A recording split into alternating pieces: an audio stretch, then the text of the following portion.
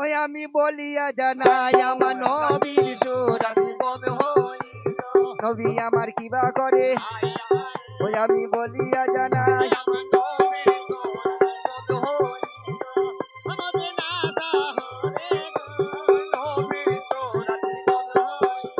যেই পেচ্ছাপ করতে গেছে, পেচ্ছাপ শেষ করে ভেলাটা নিয়ে কুল্লু করতে গেছে।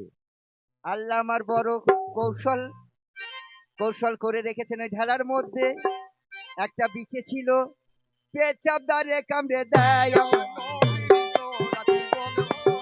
ওরে জ্বলে গেল জ্বলে গেল। ওই আমার মা বিয়া চিল্লায় আমার নবীর সুরাত কবে হইল, যেমন মারবে তেমন মারবে, আমার নবীর সুরাত কবে। ও সোনা, তুমি হাতে পয়সা দিয়েছো, আমি দোয়া তো কিছুই শিখি নাই, তোমাকে দোয়া করবে ওই আমার হাসান হোসেন, ওই না ওই দন ভাই আমার, ওরে আর যে করিবে দোয়া ওই আমার 9 লাখ ফকির,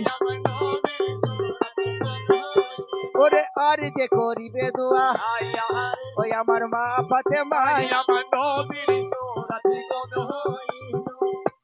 এরশাদ দারে যেমন ওই ঢেলাটা দিয়েছে, হ্যাঁ গো, আরে পিছে থেকে কামড়িয়ে দিয়েছে। ভালো ভালো। সেই তারিখে মা বেয়াই আমার জ্বালা যন্ত্রণায় চিল্লাতে লাগলো, ওগো আল্লাহ এত জ্বালা কিসের হচ্ছে ওগো, ওরে তাড়াতাড়ি নবীকে আমার খবর দাও, ওরে দাওয়া দোয়া করে নবী আমার দোয়া পড়ে দিলে আমি ভালো হয়ে যাব। নবীর কাছে আমার খবর গেছে গো, নবী আমার শুনেছেন, আমার উম্মত দরদি নবী গো, তাড়াতাড়ি উনি ছুটে চলে আসছেন, মাবিয়ার পেচ্ছাপ দ্বারে আমি ফোঁক দিয়ে দেবো, জ্বালা যন্ত্রণা সব ভালো হয়ে যাবে। বা আর আল্লাহ পাক জিব্রাইলকে মাঝ রাস্তায় পাঠিয়ে দিয়েছে, যে জিব্রাইল বলছে নবী তোমার ফোঁক কোনোদিন বৃথা যায়নি আর যাবেও না, যাবেও না।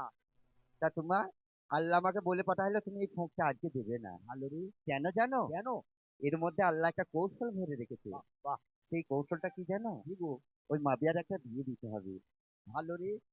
সে তারিখে নবী আমার বড় পেরেশান হয়ে গেল ওগো,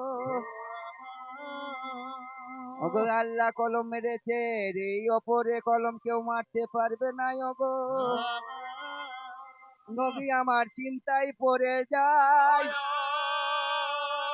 ওরে বড় হাকিম তুমি আল্লাহ, তুমি ছাড়াই আমাদের আর যে কেহ।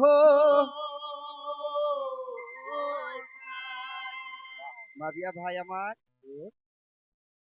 তুমি কষ্ট পাচ্ছ, তুমি ভাবছো আমি কেন ফোঁক দিচ্ছি না। হ্যাঁ হ্যাঁ হুজুর, তোমার জন্য দাবাই আমার কাছে নাই ভাই মাবিয়া। তার কারণ এই দাবাইটা পাঠিয়েছে আল্লাহ খোদ তোমার কাছে, জানো কি দাওয়াই? এই দাবাই পাঠিয়েছে তোমাকে বিয়ে করতে হবে ভাই। তাই নাকি হুজুর? হ্যাঁ। মাবিয়া বলছে হুজুর বলো, আমি এই জ্বালা যন্ত্রণা ভোগ করছি,